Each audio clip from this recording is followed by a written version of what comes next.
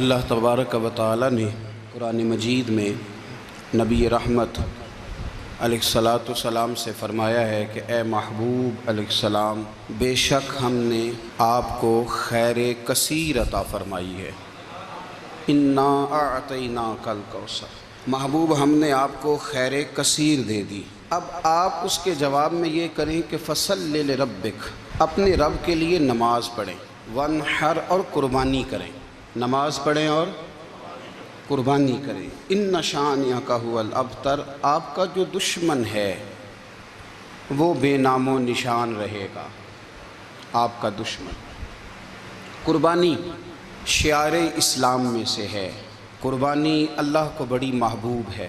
نبی رحمت علیہ السلام نے فرمایا 10 ذی الحج کو جو عمل اللہ کو سب سے زیادہ پسند ہے، ظاہر ہے 10 ذی الحج کو لوگ نماز بھی پڑھتے ہیں عید کی، اور فجر کی نماز بھی پڑھتے ہیں، ذکر بھی کرتے ہیں، عبادت بھی کرتے ہیں، بہت سارے کام کرتے ہیں، لیکن حضور علیہ السلام فرماتے ہیں کہ اللہ کو 10 ذی الحج کو جو کام سب سے زیادہ پسند ہے وہ خون بہانا ہے، جانور کو ذبح کرنا ہے۔ نبی پاک صلی اللہ علیہ وسلم نے اپنے غلاموں کی دلچسپی پیدا فرمائی ہے، قربانی کے ساتھ شوق اور ذوق کا ذکر فرمایا ہے۔ کچھ کام ایسے ہوتے ہیں جو کسی کی غیر موجودگی میں بھی ہو جاتے ہیں، لیکن نبی پاک صلی اللہ تعالیٰ علیہ وسلم نے حضرت فاطمہ الزہرا رضی اللہ تعالیٰ عنہ سے فرمایا کہ فاطمہ ادھر آؤ، یہاں میرے پاس کھڑی ہو جاؤ۔ یا رسول اللہ کیا ہونے لگا ہے؟ فرمایا میں تمہارے قربانی کے جانور کو ذبح کرنے لگا ہوں۔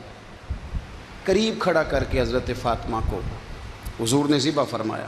میں اکثر یہ بات آپ احباب سے عرض کرتا رہتا ہوں کہ نبی کریم علیہ السلام کے کاشانہ نور پہ 2 3 مہینے تک کھانا نہیں پکتا تھا، لیکن قربانیاں اللہ کے رسول ہر سال 2 دیا کرتے تھے۔ کھانا 2 مہینے نہیں پکا اور قربانیاں 2، اور 2 قربانیاں دے کے حضور فرماتے ایک میری طرف سے ہے، ایک میری امت کی طرف سے ہے۔ مولا کائنات شیر خدا حضرت علی المرتضیٰ رضی اللہ تعالیٰ عنہ، گھر میں فقر رہتا تھا۔ 3 دن امام حسن اور حسین 3 دن بغیر سحری اور افطار کے کھجور اور پانی کے ساتھ روزہ رکھتے تھے، کھجور اور پانی کے ساتھ روزہ کھولتے تھے، پر قربانیاں مولا علی ہر سال 2 دیا کرتے تھے۔ ہمارے ہاں لوگ سارا سال خوشحال رہتے ہیں اور بڑی سے 10 دن پہلے تنگ دست ہو جاتے ہیں۔ جو 5 لاکھ روپیہ بیٹے کی شادی پہ خرچ کر لیتا ہے پتہ نہیں کہاں سے لاتا ہے، اگر اس کو پتہ چل جائے کہ یہاں ایک پلاٹ سستا مل رہا ہے تو پھر پتہ نہیں کہاں سے ادھار اٹھا لاتا ہے۔ لیکن جب معاملہ قربانی کا آتا ہے پھر لوگ تنگ دستی کا اظہار کرتے ہیں۔ یاد رکھو، جب بندہ رب کریم کے راستے میں دیتا ہے، حضور علیہ السلام نے فرمایا تھا حضرت اسماء سے کہ تو اللہ کے راستے میں بے حساب خرچ کر، رب بھی تجھے بے حساب ہی عطا فرمائے گا۔ قربانی کے لیے شوق پیدا کریں، ذوق پیدا کریں اور دلچسپی پیدا کریں۔ یہ بات ٹھیک ہے کہ قربانی صاحب استطاعت پر فرض ہے، لیکن اس کے لیے شوق پیدا کریں۔ ایک ہے قربانی کرنا اور پھر ایک ہے قربانی کے گوشت کو تقسیم کرنا۔ قربانی کا سارا گوشت گھر میں رکھنا جائز ہے، اور جب تک آپ کا دل کرے آپ وہ گوشت کھائیں، شریعت آپ کو منع نہیں کرتی۔ لیکن میرا یہ سوال ہے کہ قربانی ظاہر ہے وہی لوگ کرتے ہیں نا جن کے پاس طاقت ہوتی ہے، تو سارا سال گوشت کھاتے ہیں، تو مطلب سارا سال اگر آپ گوشت کھا رہے ہیں تو پھر آپ مہربانی فرمائیں، یہ تو اللہ کے راستے میں ہے تو کوشش کریں یہ تقسیم ہو جائے۔ کچھ لوگ شاپر لے کے گوشت لینے آ جاتے ہیں، ان تک میرا یہ پیغام ضرور پہنچائیں کہ ان کے لیے سوال کرنا جائز ہی نہیں۔ شریعت یہ کہتی ہے کہ جس کے گھر میں ایک وقت کا کھانا موجود ہو، صبح کا اس کے گھر میں کھانا موجود ہے ایک ٹائم کا، اس بندے کے لیے کسی کے سامنے ہاتھ پھیلانا جائز۔ اتنا بھوکا آدمی کہ جس کے پاس اب کھانا ہی نہیں ہے ایک وقت کا بھی، وہ سوال کر سکتا ہے۔ چھوڑیں، سارا سال اگر ہم کسی امیر سے لے کے نہیں کھاتے تو کیا گھر میں ہنڈیاں نہیں پکتی؟ بالکل نہیں سوال کریں، قطعاً کوئی ضرورت نہیں، یہ جائز ہی نہیں ہے سرے سے۔ آپ کو کس نے اجازت دے دی خالی گوشت کی خاطر؟ جہاں اللہ تعالیٰ آپ کو مرچ دے رہا ہے، نمک دے رہا ہے، گھی دے رہا ہے، گھر رہنے کے لیے دے رہا ہے، وہ رب کریم 1000 روپے کا گوشت بھی عطا فرمائے گا۔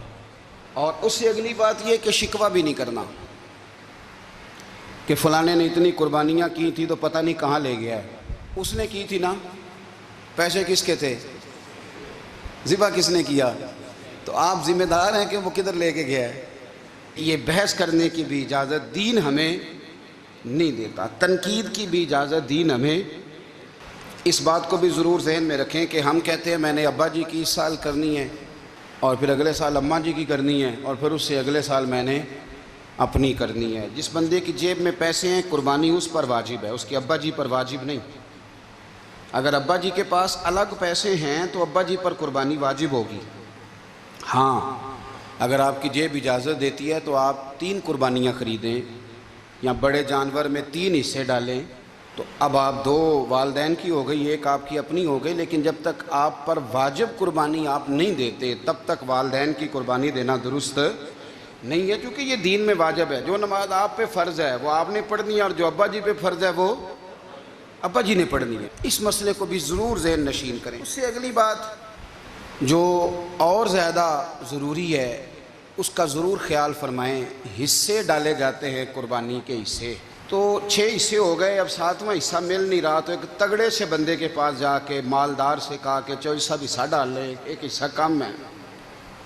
چودھری صاحب کہنے لگے کہ میں نے تو پہلے بھی 4 بکرے لیے ہوئے ہیں, تو چلو اگر تم کہتے ہو تو چلو بڑا گوشت آ جائے گا, تکے ہی بنا لیں گے, چلو بڑا گوشت بھی 10 کلو آ جائے گا, تو کباب کے لیے رکھ لیں گے, چلو رکھ لو حصہ. اب 6 بندوں کی نیت قربانی کی, 7ویں کی گوشت کی, اس کی نیت قربانی کی, پچھلے 6 کی بھی قربانی نہیں ہوگی, وہ بھی گئے کام سے.